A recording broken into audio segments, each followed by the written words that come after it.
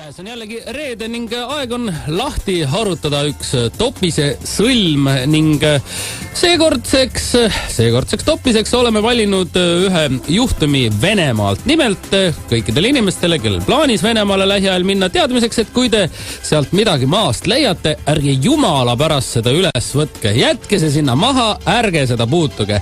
Nimelt Venemaal, siis Sotši lähedal Adleris oli nüüd üks kohtuprotsess lõppemas ja seal pandi üks mees, Roman Petrov, vangi 5 kuuks ja sai ka ta lisaks siis 1250 eurot trahvi selle tõttu, et ta leidis maast telefoni. Ja see ei olnud muidugi mingi tavaline telefon, vaid iPhone. Roman pani iPhone'i endale taskusse, käis sellega natuke aega ringi, ta küll ei kasutanud seda, sest et ta teadis, et ei ole mõtet, aga natuke saa pärast tulid tema juurde siis politseinikud, viisid Romani vangi ja 5 kuuks ja leiti üles ka siis telefoni omanik. See oli üks väike poiss, kes ütles, et temal mingit süüdistusi Romani vastu ei ole, ta ise kaotas telefoni ära, laske mees vangist vabaks, aga seda loomulikult ei tehtud.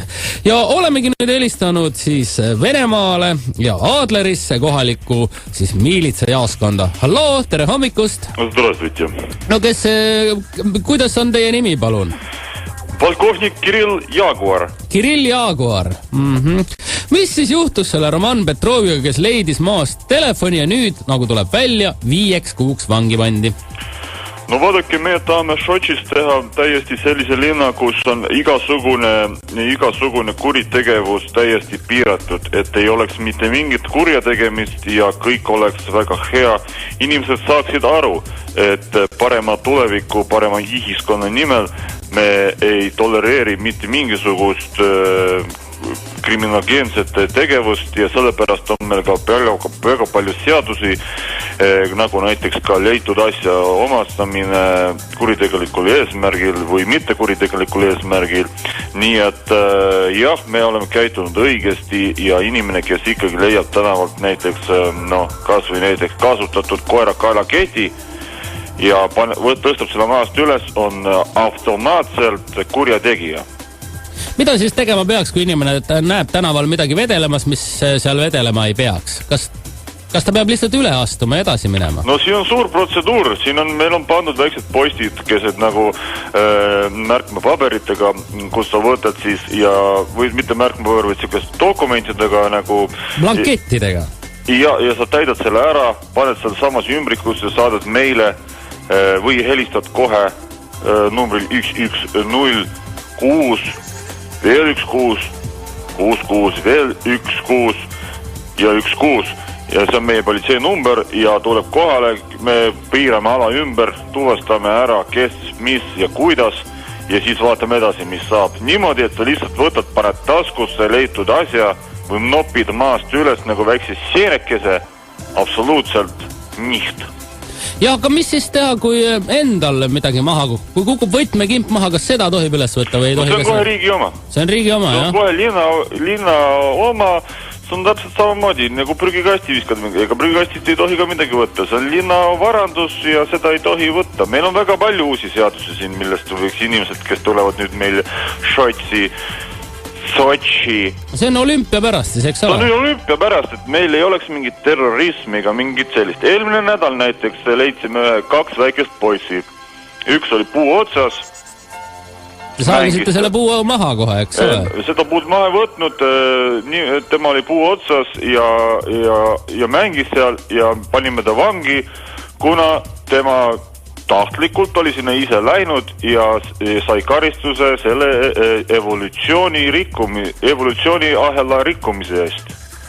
Meie omal ajal ahv tuli puu otsast alla, hakkas inimeseks. Tema tahab nüüd seda tagasi, läheb sinna ja mõtle, kui kõik nüüd väiksed poisid tema järgi lähevad puu otsa, me läheme tagasi ahviks. See on evolutsiooniahela rikkumine, paragrahv 46.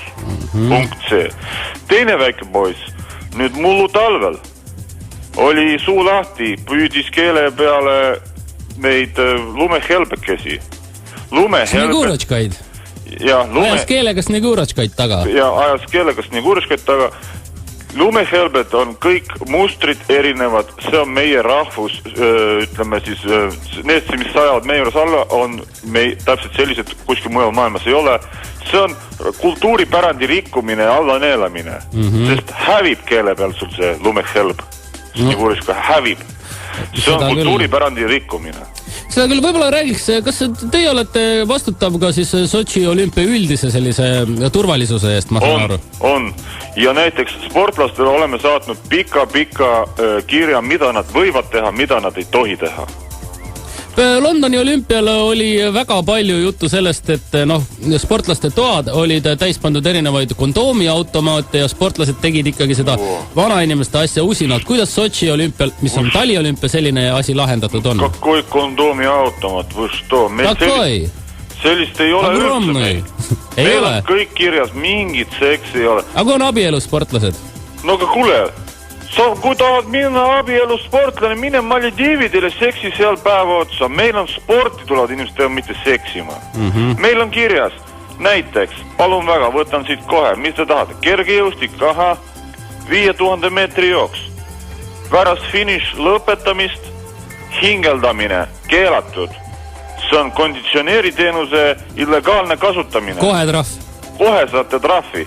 Kui teil on palav, peate maksma, võite lõõtsutada hommikuni, kui tahate. Aga niisama hakkad lihtsalt ilma maksmata pärast finišit ohkima ja ähkima keel suust väljas. Trahv. Higi, kukkumine maha. See on staadioni sisustuse rikkumine, illegaalne pargi sisekujunduse sisustuse rikkumine. Kui me tahame sinna panna väiksed siuksed higipiisad tavalised pärlid maha. Me paneme need ise. Teie ei hakka seal oma higipärleid panema ja seal sisekujundust rikkuma. Eks? Oleme kokku leppinud, jah? Oleme kokku leppinud. Samamoodi, kui inimene higistab, siis keha eritab soojust. See on ju kütterežiim rikkumine samamoodi. Täpselt, see on 6. punkt. Ma juba jagan päris hästi seda matsu. Tulge meile tööle. Kui inimesel on palav, hakkab seal keha soojus, temperatuur, see ju mõjutab tervet atmosfeeri. See on tõsi. See on suur, me mõtleme liiga ühes väikses kuubikus, me peame mõtlema globaalsemalt. Ma vaatan praegu, et te teete ikka kõike väga õigesti seal. No absoluut. Ja müts maha, täiesti müts maha. Müts maha. Aga nüüd see on ju teie oma. Kas müts võib maha võtta? Kui soeng on peast sassis. See on halva eeskuju näitamine, noored võivad vaadata. Mul kukkus nüüd müts maha, ma ei või seda enam üles võtta, ma saan aru. Ei tohi. See on riigi oma.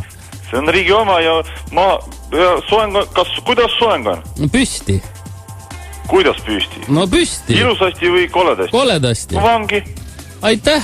No vot, näiteks praegu vaatan siit aknast. Keerab auto, muusika käib, suunatulli vilgub. Illegaalne reiv. See on illegaalne reiv. Ma saan aru, et me peame kõne lõpetama, et te lähete vahistama kohe inimest. Ma võin neid ka kus? Paneme ruttu muusikaloo peale, sest et ma ikkagi veel vangi minna ei taha. No teeme nii jädaga.